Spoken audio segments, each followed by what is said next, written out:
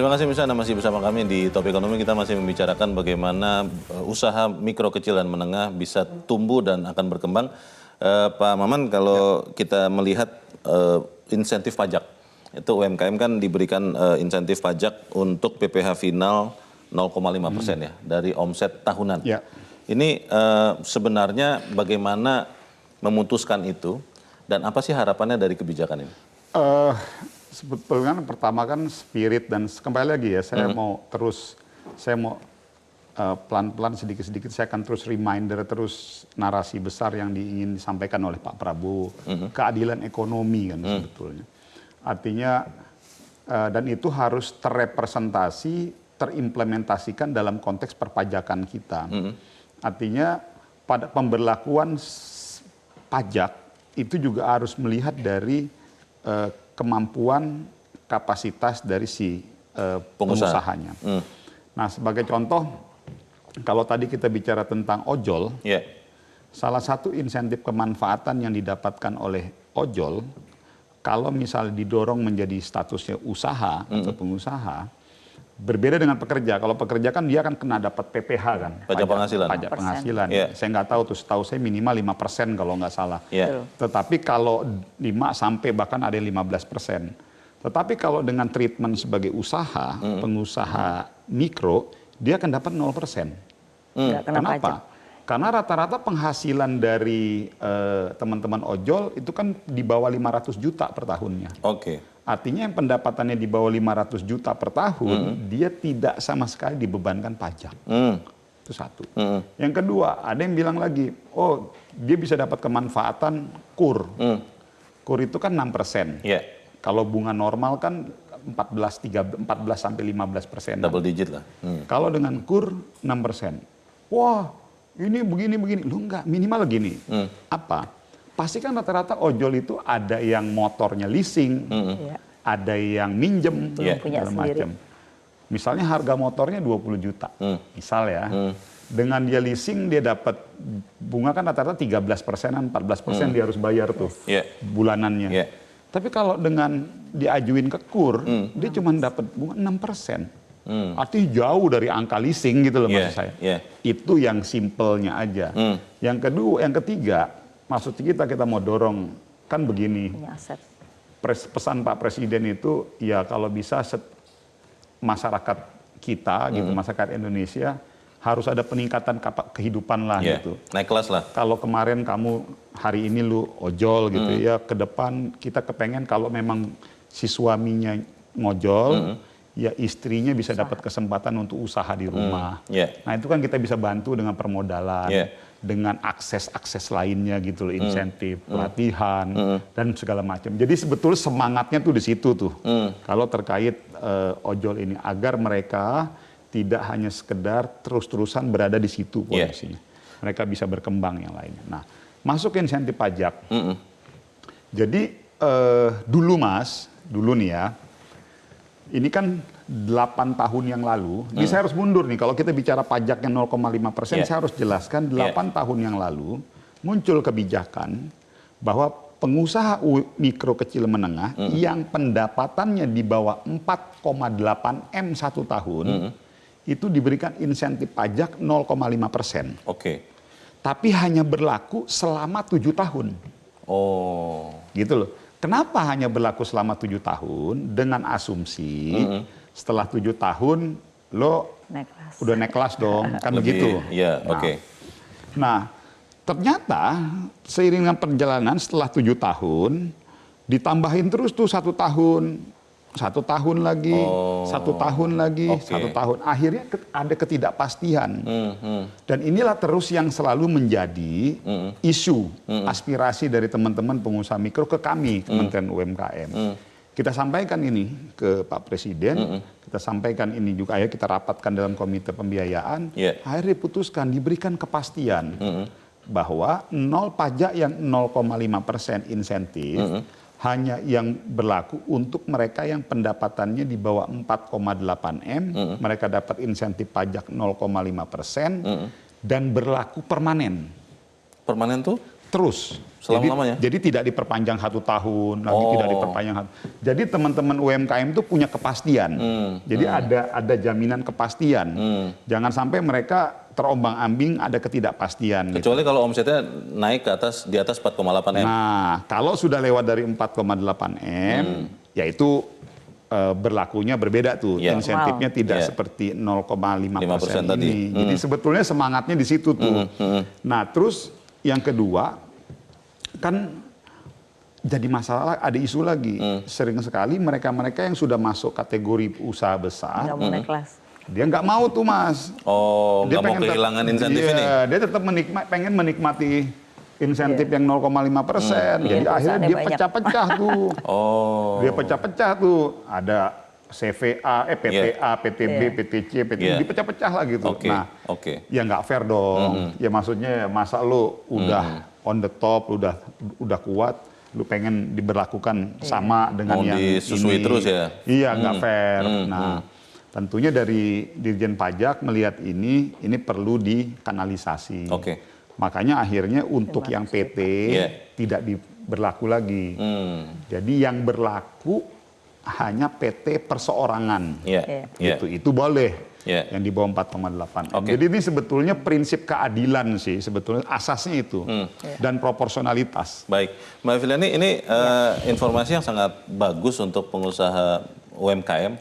Tapi kalau berdasarkan yang Mbak Afi tahu dari para pelaku usaha, dari pengusaha, itu apakah memang sudah cukup paham tadi aturan-aturan ini? Yang UMKM ya. Atau ada juga dalam tanda petik oknum yang pura-pura nggak paham supaya dapat terus insentif, atau seperti apa?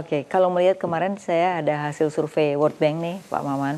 Itu sebenarnya mereka itu kadang-kadang suka masih pengennya sektor informal, belum masuk ke formal. Karena satu yang mereka takutkan tuh pajak gitu loh. Nah, ini mungkin perlu sosialisasi karena seolah-olah pajak itu kayak paling ditakutin gitu. Nah, yang kedua adalah aparat gitu. Nah, ini kan sebenarnya dari hasil survei itu menunjukkan bahwa memang perlu banyak sosialisasi mungkin dari Kementerian UMKM supaya mereka tuh sebenarnya pajak itu adalah memang suatu kewajiban yang namanya masyarakat, baik itu bentuk usaha maupun pribadi kan gitu. Nah, ini perlu diberikan kesadaran supaya sektor yang informal menjadi formal itu jadi lebih banyak dan yang mau tadi masuk dalam sapa UMKM jadi lebih banyak gitu. Itu yang pertama ya. Nah, yang kedua, memang sekarang ini kan kalau PT walaupun perseorangan itu wajib yang namanya bikin laporan, Pak. Nah, laporan itu begitu rumitnya kemarin itu karena teman-teman baru ngomong gitu ya. Nah, ini mungkin perlu ada sosialisasi karena mereka tidak siap mulai 2026 ini mereka harus bikin laporan tidak hanya sekedar seperti sekarang laporan berbagai hal yang terkait dengan PT perseorangan gitu. Nah, ini mungkin hal yang menjadi banyak pertanyaan dari sisi pengusaha yang UMKM sih gitu.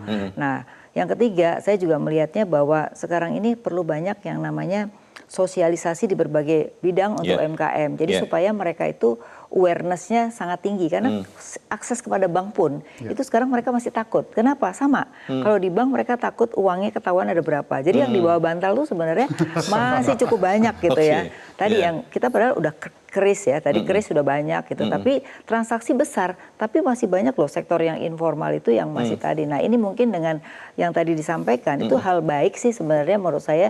Yang penting adalah bagaimana menyapa mereka agar mereka tuh tidak takut lagi terhadap pajak gitu. Karena mereka bilang saya sih kita belum berani pinjam ke bank gitu ya. Bahkan itu tadi karena mereka takut kalau aset ke bank tuh dia tahu akses tentang dia. Dia tuh takut sekali diketahui berbagai asetnya, lalu apa transaksi mereka gitu. Jadi mereka tuh masih ingin tertutup. Nah, ini sebenarnya harusnya tidak terjadi lagi kalau tadi ya ada dynamic data, kemudian dia juga dapat insentif. Pasti mereka akan berlomba-lomba untuk mau membuka diri lah gitu. Intinya itu. Pak Menteri, sekian waktu yang lalu juga kita tahu bahwa Anda bersuara keras terhadap thrifting. Itu kan salah satu bentuk perlindungan bagi usaha mikro terutama karena barang-barang impor yang masuk ke Indonesia ini luar biasa murah, luar biasa mudah dan akhirnya ya usaha mikro kecil dan menengah kita tidak bisa bersaing terhadap mereka. Update sekarang nih Pak Maman, apakah memang produk-produk impor itu sudah relatif susah untuk mengganggu produk UMKM kita atau seperti apa? Gini, saya harus jawabnya dari yang ini dulu. Kita udah bantu ya Mas ya, UMKM dengan pembiayaan Mbak. Kita bantu dia dengan pelatihan. terus dia punya kemampuan untuk produksi barang. Wah udah jago banget lah. Gitu. Dia bikin gelas gitu ya. Ini contohnya ada gelas nih di kita. Dia bikin gelas, udah bagus banget. Pertanyaannya setelah mereka produksi barang, mereka mau jual barang ini. Nggak laku Mas di pasar. Karena? Kenapa karena nggak laku? Karena barang-barang impor dari Cina itu membanjiri market domestik kita. Akhirnya mereka kalah saing. Pertanyaan sederhana, pemerintah harus hadir dong di situ. Betul. Itulah tugas kita. Nah, makanya kalau Mas ingat, kurang lebih sekitar 10 bulan yang lalu, Presiden hadir bicara tentang penertiban oknum-oknum yang ada di Bea Cukai. Kan itu tuh. Tujuannya sebetulnya bukan pengen membonsai institusinya, tapi ingin merapikan. Karena ternyata berdasarkan data yang didapatkan oleh Presiden dan kita semua, ternyata pintu masuknya lewat situ. Bocornya dari situ? Bocornya dari situ. Makanya muncul nih sekarang ada under invoicing, under transfer pricing, dan lain sebagainya tuh. Kita ekspor barang, kita terima barang impor dari Cina, itu angkanya berbeda dengan barang kita yang di sana. Jadi kayak begini nih. Nah, dari situ, itu satu tuh Mas. Itu salah satunya tuh white label. Jadi barang-barang yang datang dari Cina tanpa merek. Datang masuk di kita di dalam kontainer segala macam, satu paket tuh Mas. Jadi ya udah akhirnya masuk segala macam, nggak ada bea masuk. Jadi suka-sukanya mereka tuh mau kasih barang harga berapa. Ya mati produk kita. Nah, kepentingan pemerintah kan harus hadir untuk menjaga itu semua. Dan ini sudah terjadi berpuluh-puluh tahun. Nah, itu satu. Yang kedua, barang impor bekas. Saya mau meluruskan dulu, tidak semuanya thrifting itu salah. Tidak semuanya thrifting itu salah. Artinya, yang kita larang itu barang bekas yang diimpor dari luar. Karena itu jelas-jelas secara aturan nggak boleh. Nah ini yang kita tertibkan. Karena suka nggak suka, ini juga salah satu. Walaupun secara skala jauh lebih mengerikan nih yang barang-barang impor white label ini. Tetapi barang-barang impor bekas ini juga tidak kalah mengerikan juga. Nah ini masuk Mas. Nah kita harus tertipin dong. Betul. Nah pertanyaannya bagaimana kondisi sekarang? Nah, tetapi kan kita nggak boleh serta-merta begitu aja main larang-larang aja. Lalu bagaimana dengan pedagang-pedagang yang udah jualan?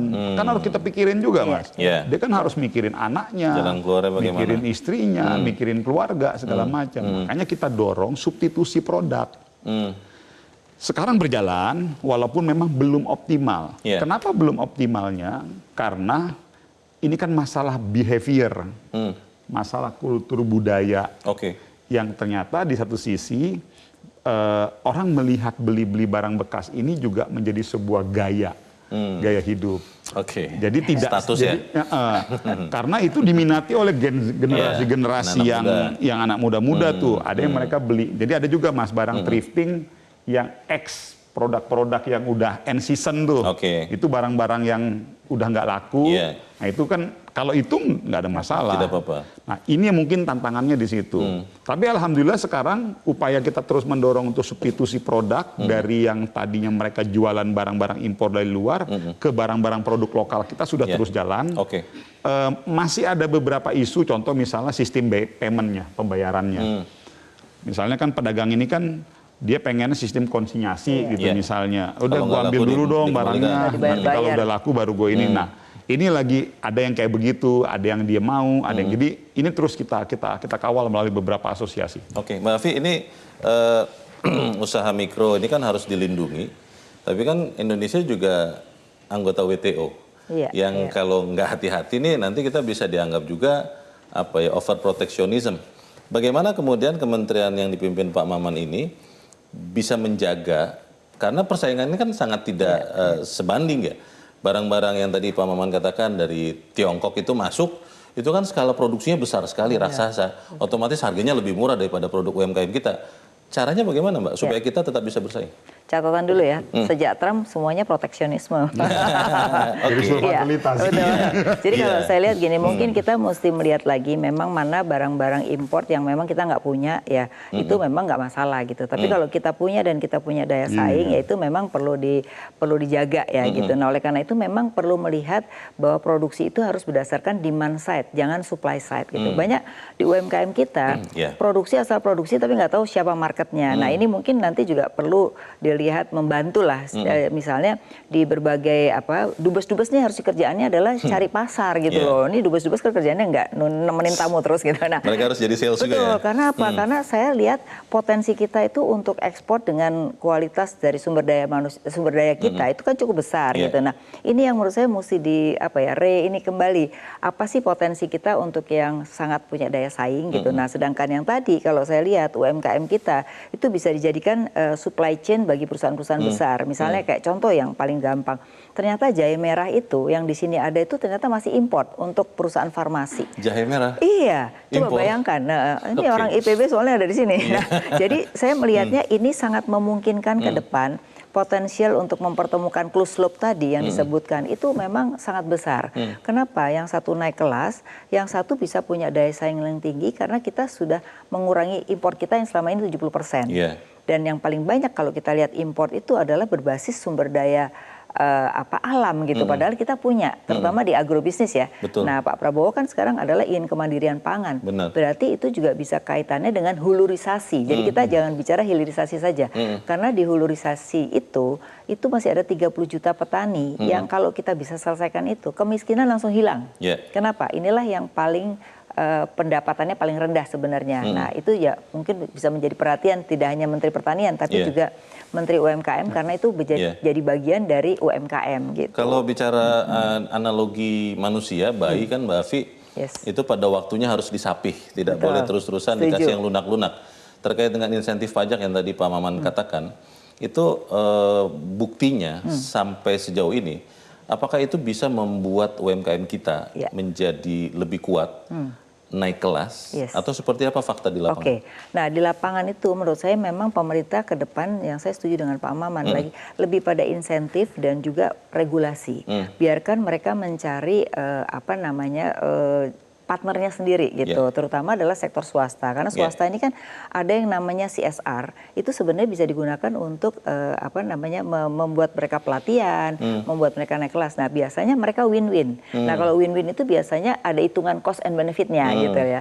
Nah kalau pemerintah ini kan melalui APBN ya kan, fiskal. Kalau harus menyusui terus, mereka tuh punya pikiran kalau pemerintah nggak usah dibalikin gitu loh. Nah itu kan jadi jelek. Oleh karena itu tadi menurut saya kalau sistemnya insentif dan regulasi itu jauh lebih baik daripada memberikan sesuatu yang ngasih terus gitulah. Nah, model KUR itu cocok tapi tidak cocok untuk semuanya. Karena KUR ini kan harus punya pendapatan.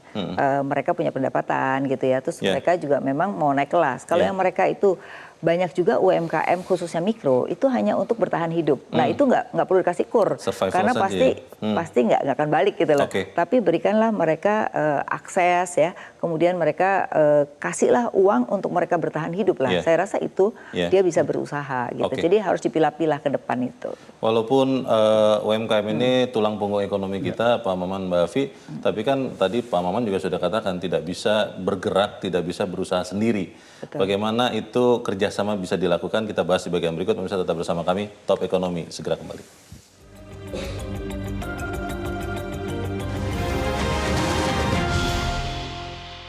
Jelajahi cara baru mendapatkan informasi. Download Metro TV Extend sekarang.